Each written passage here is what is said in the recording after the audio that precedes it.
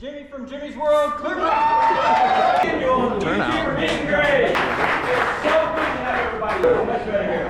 Mike Patey. I made it back from AirVenture 2023. I'm in Bend, Oregon for one day because I got to head out to Alaska for nearly a week tomorrow. So here's what we're gonna do. We're gonna wrap up Oshkosh. We're going to pull the Bonanza out. We're gonna give it a crank because I just replaced the starter solenoid and battery. And then we're gonna go across the ramp and check on my new hangar that's nearly done. And then we're gonna go to Cascade Customs and Design and check on the home-built Bushplane and see how the paint is going.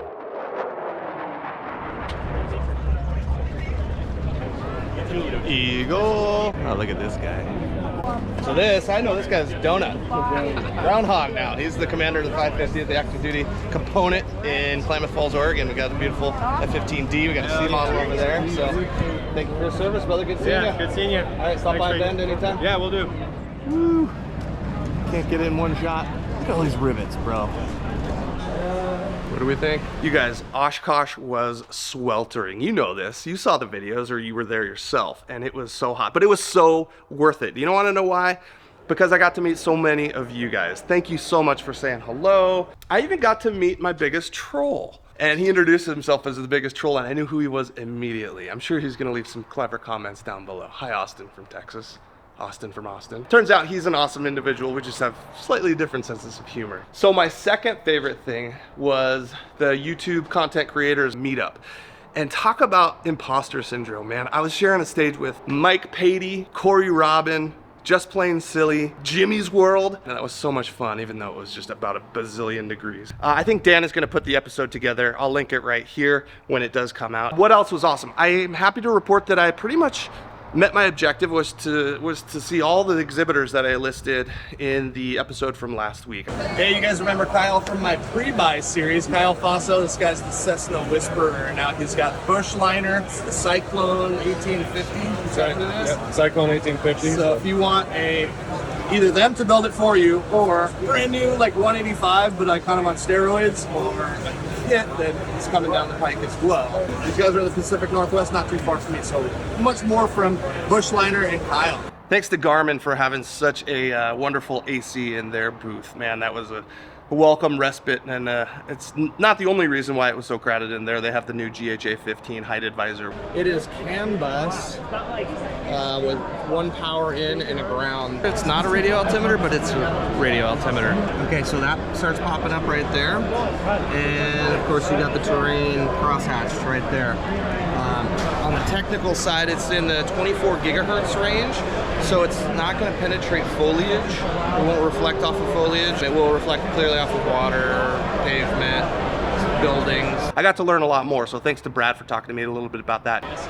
We haven't shown you those yet. Stevie Triesenberg, 21 Charlie Bonanza, and her new Cessna 140. Let's go check out those. Nice vintage, simple paint job. She's got the wheel pants on there now.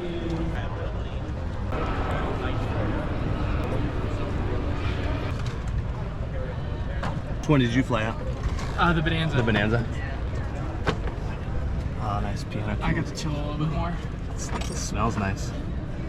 Nice chap. I didn't want to put him on the spot. Okay, let's keep moving forward. Pull this Bonanza out and crank it up.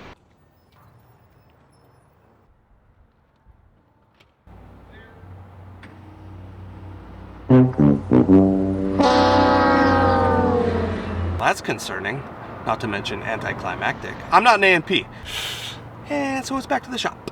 Oh well, okay, let's go to the hangar.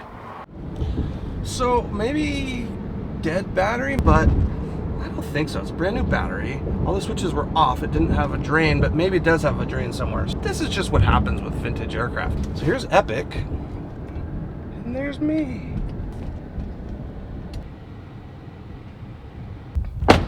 Okay, hangar update. That should have been completed about 2 years ago, but supply chain, yada yada. So I don't know how much I've told you about this hangar. I'll just start from the ground up. It's about 2,500 square feet. It'll fit both of my aircraft. It's kind of the shape of an end T hangar, even though it's right in the middle. And the reason for that is that due to some new codes, they needed a 4-hour firewall between these two hangars for some reason.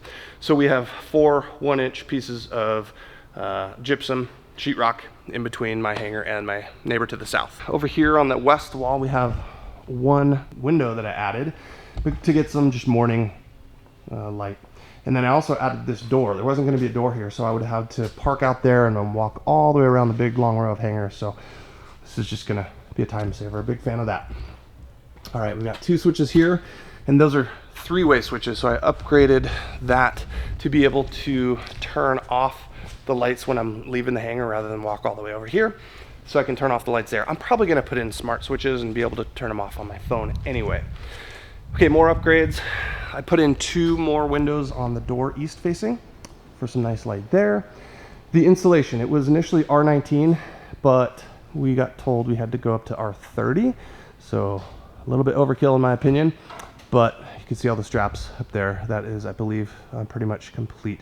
They almost made us have insulation between hangars, but I think everybody is in agreement that, hey, let's either all keep at a certain temperature or whatnot, but we didn't want to mess with the insulation between the hangars. We've upgraded the service from like 20 amps to 60 amps, so this should be plenty. There's, of course, the door 240, everything else is 110. We got an outlet here, which is an upgrade. What we're waiting on is gas. So I think the gas heater is going to be kind of in the middle up here.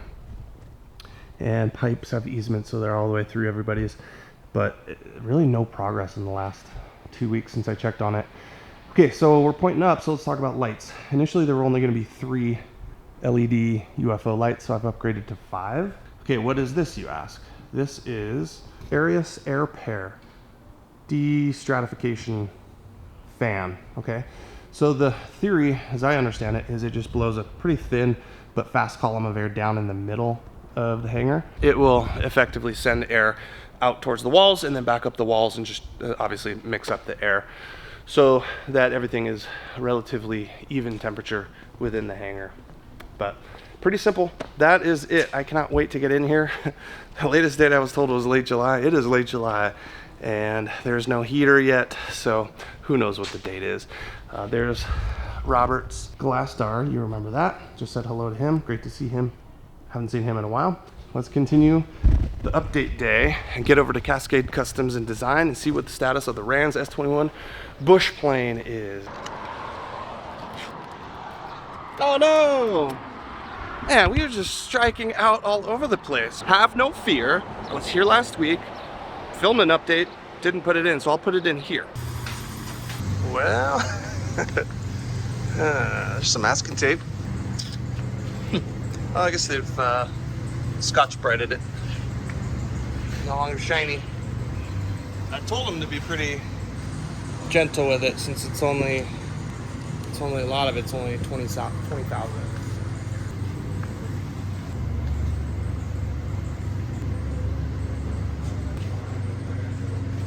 That's pretty cool. Heads up, in this configuration, motor on, but no tail feathers, no wings, no nothing. The CG is literally like just aft of the gear. So we've got a bag of shot right here weighing this down. Okay, well, I just met with Steven.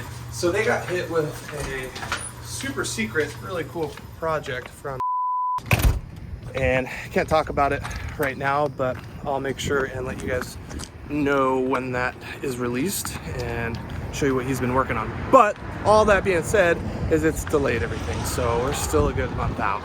It's frustrating for me, but I understand he's a quality craftsman and he's in demand, so I appreciate his honesty and his time and his effort. Okay, I'll add in my update, which is to say that what you just saw was from about a week and a half ago, and the guys have been texting me, asking me questions about panels and cowling and whatnot. So that being said, I know they're close. In fact, they said that they're gonna start spraying in about 2 work days. So I'm gonna rush back from Alaska, take as much content as I can, and update you guys on the paint process. Sorry that this video is a bit kind of jumping around and a bunch of failures. They can't all be winners. Don't I know it? But anyway, till next time, you're clear direct.